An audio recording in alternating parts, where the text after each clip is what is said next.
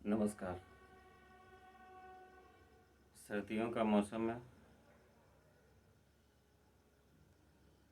तो इसी मौसम का एक प्राणायाम है जिसका नाम है सूर्य भेदी प्राणायाम। ये शरीर में गर्मी उत्पन्न करता है और कफ से संबंधित जितनी भी परेशानियां होती वो सब में फ़ायदा करेगा। इस प्राणायाम को सिर्फ सर्दियों तक ही करना है, या जब सर्दी जुकाम खांसी वगैरह हो रहा हो, उसकी परेशानी ज़्यादा बार बार जिसको आती है, वो नॉर्मल सामान्य दिनों में कर सकते हैं।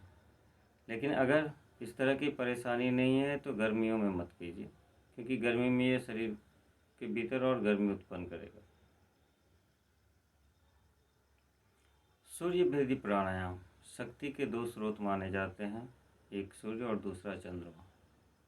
तो ये आपके शरीर के भीतर की जो नाड़ी है, सूर्य नाड़ी, ये उसको क्रियाशील बनाता है।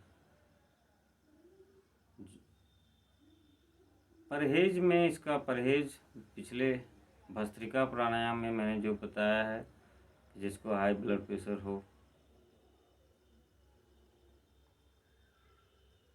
हृदय से संबंधित कोई रोग हो, चक्कर वगैरह आते हों, तो अगर इस तरह की कोई परेशानी है तो आप ये प्राणायाम का अभ्यास मत कीजिए। कफ संबंधित जिनको परेशानियां हो, कोरोना के टाइम पे ज़्यादातर बुखार के साथ कफ की समस्याएं ही आती है, तो उनके लिए काफ़ी फ़ायदेमंद होगा। इसके लिए आप किसी भी आरामदायक आसन में बैठ जाएं। अगर लगा सकते हैं तो इस तरह से पद्मासन लगा लीजिए, या कोई भी एक आसन। रीढ़ की हड्डी सीधी करके बैठेंगे, सिर सीधा, आंखें बंद। थोड़ी देर अपने शरीर पे ध्यान दीजिए।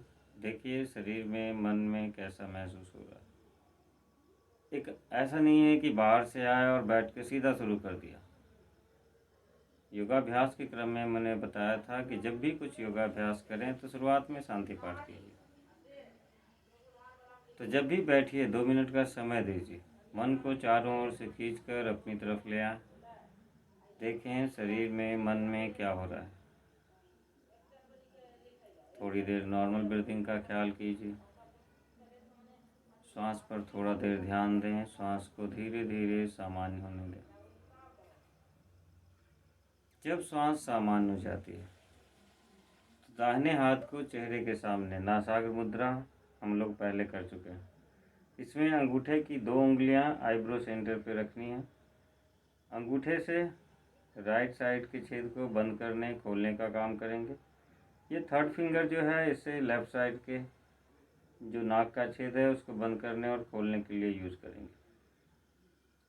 तो हाथ को नासाग्र मुद्रा में लाकर पहले पूरी श्वास बाहर निकालकर लंग्स खाली करेंगे। फिर लेफ़्ट साइड से लंबी गहरी श्वास अंदर लीजिए, धीरे धीरे भी। जितना स्लो कर सकते हैं उतना स्लो करना है, जल्दीबाजी नहीं। लेफ़्ट साइड से श्वास लेंगे। श्वास को जितना देर अंदर रोक सकते हैं अंदर रोक लीजिए। फिर उतना ही धीरे धीरे लेफ़्ट साइड से श्वास बाहर निकालिए। लेना हमेशा दाहिनी तरफ से है। अपनी क्षमता के अनुसार जितना देर पकड़ के रख सकते हैं अंदर पकड़ के रखिए।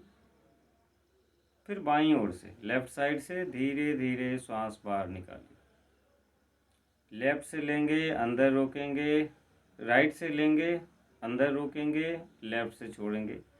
ये एक चक्र होगा। इस तरह का 10 राउंड से शुरुआत करें। सर्दियों में इसको बढ़ाकर 20 से 25 बार कर सकते हैं, ज़रूरत के हिसाब से। किसी को सर्दी जुकाम ज़्यादा होता है, वो धीरे धीरे 25 बार तक ले जाएं। 10 से 15 बार नॉर्मल अभ्यास किया जा सकता है। इसमें 2 तरीके से ये अभ्यास होता है। एक तो सामान्य रूप से धीरे धीरे हमने श्वास लिया, अंदर रोका जितनी देर रोक सकें, फिर लेफ़्ट साइड से छोड़ दिया। अब इसी में जब आप धीरे धीरे अभ्यास करने लगते हैं तो इसको गिनती के साथ कर सकते हैं कि श्वास लेने में कितना समय लग रहा है। सांस लेना शुरू कीजिए और मन ही मन में काउंट करते जाइए, 1 2 3 4 5 6, इस तरह से 10 तक, 15 20, जितनी गिनती तक पेट, छाती, ऊपर के तक, गले तक, कंधे तक सांस भरने में जितना गिनती कर सकते हैं उतना का गिनती करिए। फिर श्वास रोक लीजिए और कोशिश करनी है कि उतने की गिनती तक फिर हम रोक पाएँ। शुरुआत में बिना गिनती के करना है। जब अभ्यास धीरे धीरे आगे बढ़ेगा, आपकी पकड़ श्वास पर बेहतर होगी, तभी गिनती के साथ कर पाएंगे। तो गिनती के साथ मान लीजिए 10 की गिनती तक या 15 की गिनती तक हमने श्वास अंदर लिया दाहिनी तरफ से। फिर दाहिनी तरफ का छेद अंगूठे से बंद करके 15 की गिनती तक श्वास रोक कर रुकना है।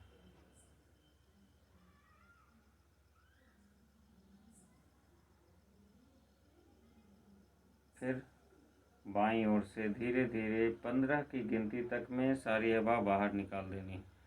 इसको एक राउंड गिनना है।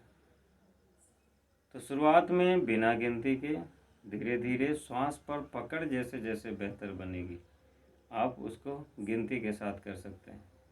आप चाहें तो उसके साथ कोई मंत्र लगा सकते हैं, कोई नाम गिन सकते हैं, ओम जोड़ सकते हैं, जैसी जिस बात में आपका मन लगे, जो सुविधाजनक हो आप उस तरह से अभ्यास करिए।